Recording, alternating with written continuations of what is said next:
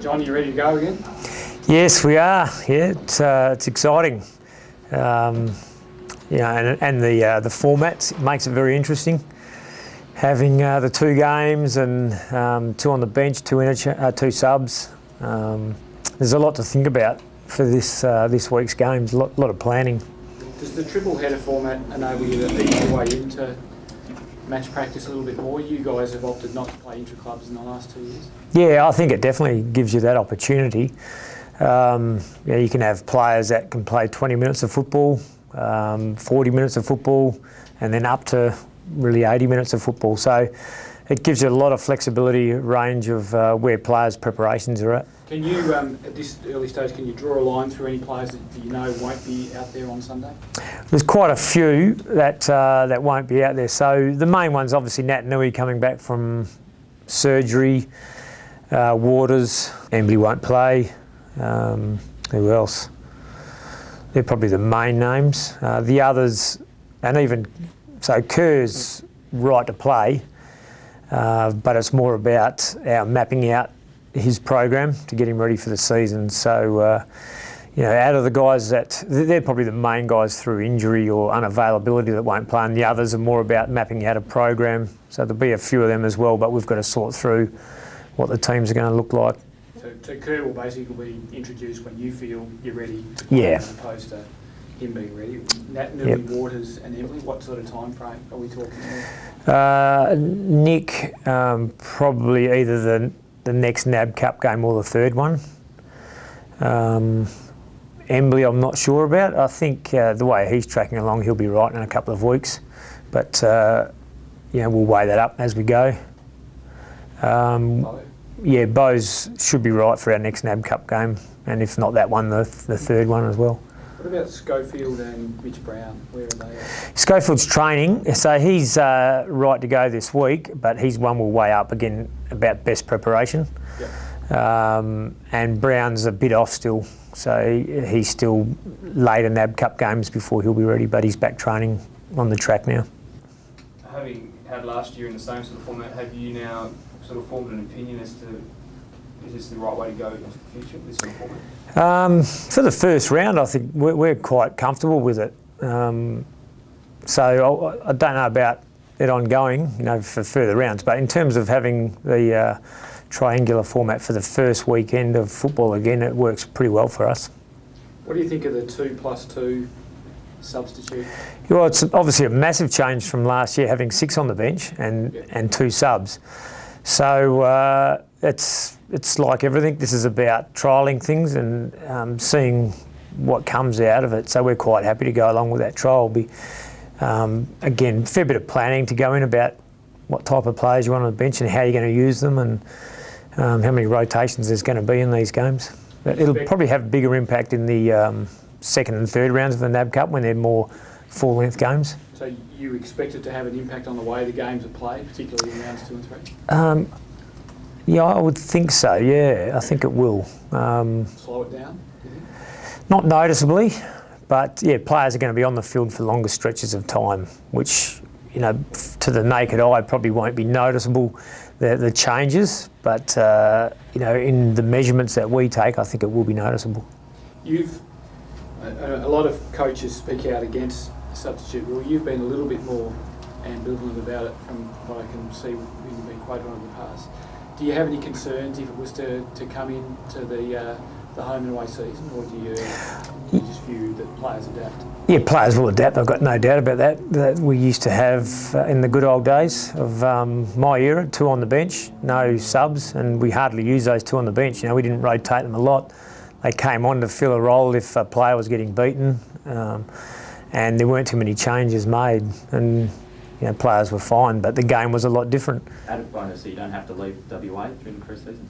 Yeah, it's likely that our last NAB Cup game, if it's the NAB Grand Final, we'll be playing away, and if we're not in that, we'll still be playing away. So we will have one road trip, we expect. There is a chance we could play all of them in Perth, but it's likely we'll have one, which is about par anyway. Without Nat Nui, John, is Scott Lycett going to get some opportunities? Definitely, yeah, definitely. What do you expect him to show? Show how exciting a player he's going to be for us. Yeah, he's had a good pre-season, and he's going to be a very good player. So it's a great learning opportunity for him to get some good ground time in these games. Yeah, it's an exciting month of the season in terms of this time last year we had two young recruits in Gaff and Darling.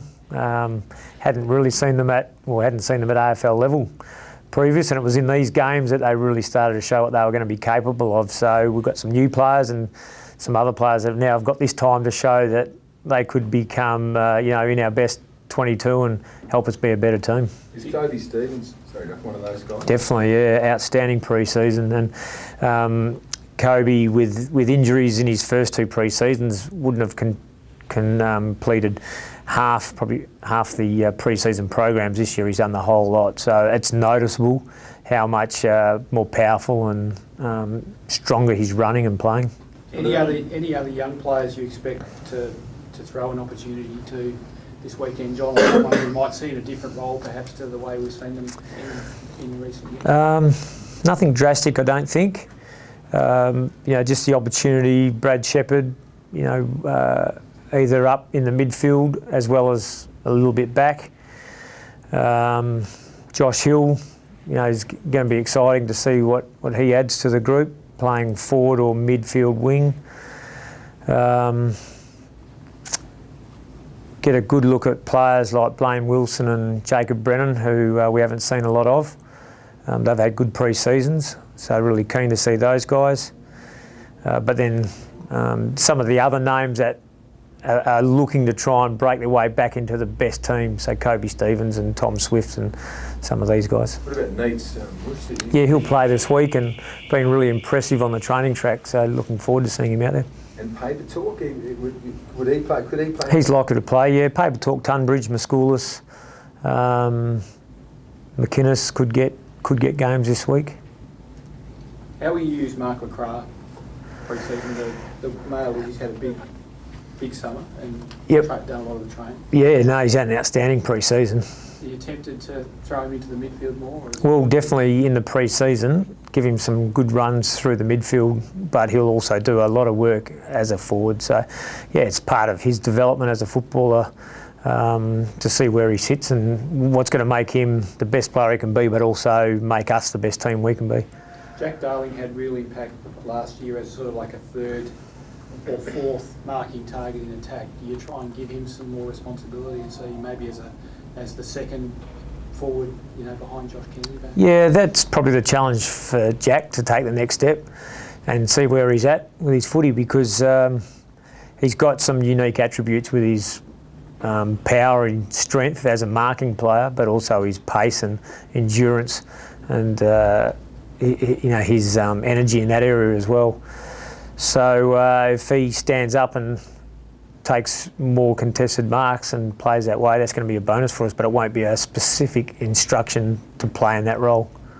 Fair to say you've got high expectations this year. After last season, a few more guys played finals footy, made a prelim. I know you want to do a prediction, but... Yeah, we're going early, but that's all right. The next step is obviously to play in a grand final. Yep. Is it too early to say, look, that's our goal? It's...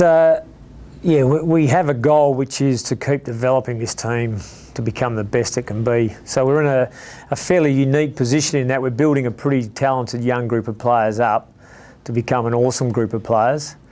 And while we've got the strength of Glass and Embley and Cox and Lynch still and Curry, it makes our squad even more advanced than what it would have been otherwise without those guys. So we've got two sort of tracks we're working down at the moment. One is get this current team to achieve the absolute most it can, while we're building for life after Darren Glass and co, to maintain and become potentially an even better team. You mentioned Dan Cox who just played one of the two. How about the other senior guys? Dan Glass? Likely to play only one. A lot of the senior guys, and again it's just about loading, but maybe LaCroix, Pritis, possibly only one game.